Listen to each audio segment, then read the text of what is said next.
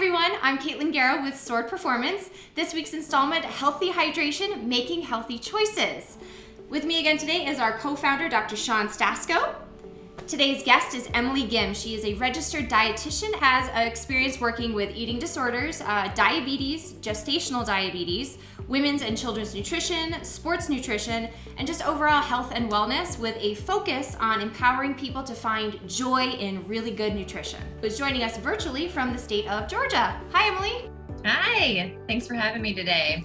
So Emily, as a dietitian and health educator, what are some of the basic guidelines that you give your clients to help them with good nutrition? Sure. So I think as a dietitian, I probably carry a little different take on how I approach nutrition with my clients, and I really try to focus more on their overall wellness. First and foremost, always drinking water, focusing on fruits and vegetables and finding, ways that you can incorporate those. Moving your body and finding joy in whatever type of that movement looks like, and giving thanks for what your body can do for you. There's not good and bad foods. I encourage people to find foods that nourish you and not leave you hungry. I also encourage people to honor their hunger and fullness cues. And hunger doesn't always mean food. And I think that's where, as a dietitian and a health educator, I focus on the wholeness of people, because hunger sometimes can mean that you're hungry for people or you're hungry for stillness. So I just encourage you to dig in and ask yourself, really, what are you hungry for? And if it's food, then definitely nourish yourself with that. Last, remember what you do most of the time is what matters more than what you do some of the time. That's a really big piece, because a lot of times people get really caught up in, should I do this? Should I not do this? But really just looking at the big picture, because our life is more than just one meal, one food, or one nutrient. Excellent. I love it. That's really awesome. Those are really great. Those are really great guidelines. Let's spin it away a little bit from a generality and let's focus a little bit more specifically. What about people who have dietary sensitivities or diabetes? How do those guidelines need to be adjusted? Sure. So I think a lot of those guidelines would be somewhat similar. Ultimately, with someone that has diabetes, then we're really focusing on how is their blood sugar and that making sure that it stays stabilized. Maybe there's something with diabetes, there's lots of different factors on where diabetes can come into play, but something's not working right.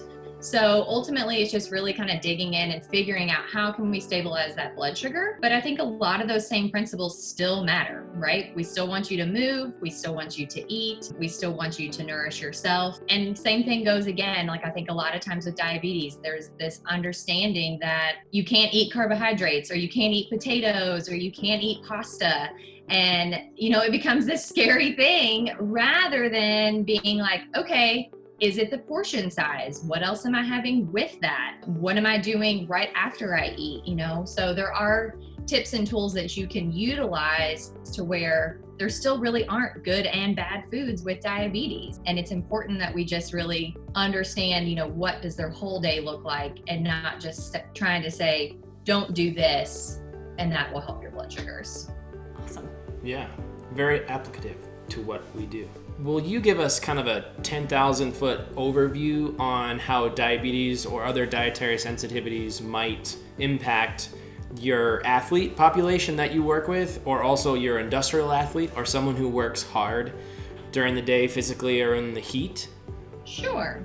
When you're kind of focusing on, diabetes and athletes or people that are working at extreme levels, really focusing on monitoring those levels before, during, and after, whether that's what your work nature is doing or if that's your exercise, because ultimately that blood glucose level is really going to identify where your body stands. Sometimes people can feel highs and lows in blood sugars, and sometimes people don't have any symptoms. So really the only way to know is just to do a quick finger stick and find out what that blood glucose level looks like. So it is important that if you're doing sustained exercise or sustained work that's requiring a lot of physical labor, then you want to make sure that you are providing yourself with some type of carbohydrate replacement. And usually that's recommended if you're doing anything longer than 30 minutes of intense activity. 30 minutes. 30 minutes. Good to know. Great, good number. Emily, since this series is titled Healthy Hydration, can you give a little bit of insight on, are all beverages as healthy as advertised, whether that's juice or milk or sports drinks or water or coffee, tea, what have you? Sure. Not all beverages are what they are advertised to be. Certainly, I think that all beverages can have a place, but I think it's understanding what is that fluid doing for you at that particular time. And it's really important to look at the label and the ingredients and not just paying attention to what's on the front. A lot of times, marketing is going to draw you in so that you purchase that product. I think the biggest thing is to really pay attention and what is it that's your need? Like, do you need full carbohydrates? Do you need something that's artificially sweetened? Do you need something that's low sugar? Do you need carbonation? Do you not need carbonation? So I think those are just some things to look out for. So I think it just goes back to really asking yourself, what is this beverage going to do for me? And how is it going to assist me in either my exercise or in my hard work? I love that. I love the phrase, what is this beverage going to do for me? Because I think that's how you should look at food in general. And I know, Emily, you can speak to this you already have, but asking yourself when you look at a beverage, why am I drinking this and what is this going to do for me is a much better way to approach it, as opposed to just looking at the marketing and the label and saying, oh, that says I should drink this because so-and-so drank it. I love your suggestion and your approach to mindfulness towards what you put inside your body, Emily. I think that that's something that a lot of people can really hold on to and apply easily to their lives, much like checking out just turning the bottle around and checking out the label. Just being aware of what you are going to feel like before, during, and after you consume something. I think that's great. So earlier you mentioned artificial sweeteners or low sugar or low calorie beverages. So can you share with us some of the pros and cons in some of these diet beverages?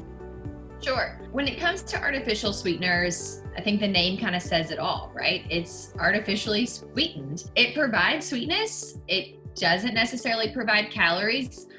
Sugar alcohols are kind of a catch of artificial sweeteners, and they do provide some calories. But note that artificial sweeteners can be 100 times to thousands of times sweeter than sucrose, which is table sugar. And I think that plays a big role, because if someone is used to drinking all diet beverages that are artificially sweetened, they really change their palate to where they lose the ability to really taste what something that's naturally sweet. They lose that because it's so much, it's less sweeter than these artificially sweetened beverages. They do play a role in the sense that they can be used by athletes, and they can be used by people that may have diabetes and need to kind of focus on those blood glucose levels. However, it's not just like, oh, hey, this is a free-for-all because it says diet or it says artificially sweetened, because I think that without that additional caloric value, sometimes it gives people this option of, okay, well, this says 0 calories, and so now I can have whatever I want else. Over time, that misconception that there's no calories in it can lead to overconsumption of food and other beverages that do contain calories.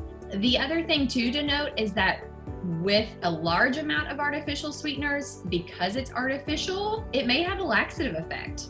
Once again, may not be the most comfortable thing to have over time. Sugar alcohols, like I mentioned earlier, they do contain some calories. It's about a half to a third less than sugar. It's not easily digested, and it has an incomplete absorption when it goes through the digestion process. Yeah, a lot of really good stuff there, Emily. That's a lot of really great information, Emily. Thank you so much.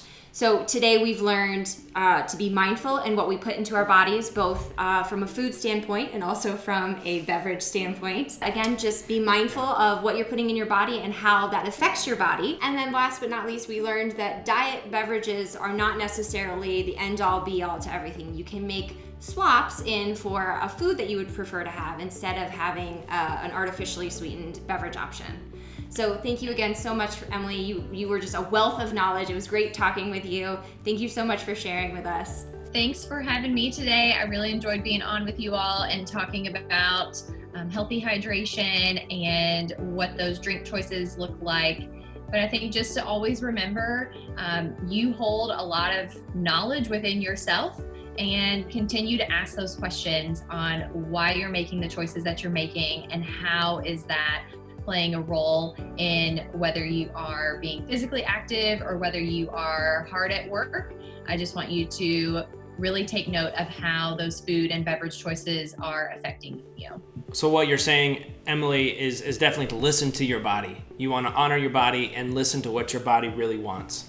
And I think that's a big play here, is to do just that. We're our best coach, so listen to what we have to do. So that's it for this week, guys. Thanks so much for tuning in. If you guys like this content and want to keep an eye out for more, make sure you like, comment, or subscribe. We'll see you guys again next week. Stay safe, stay healthy, stay hydrated.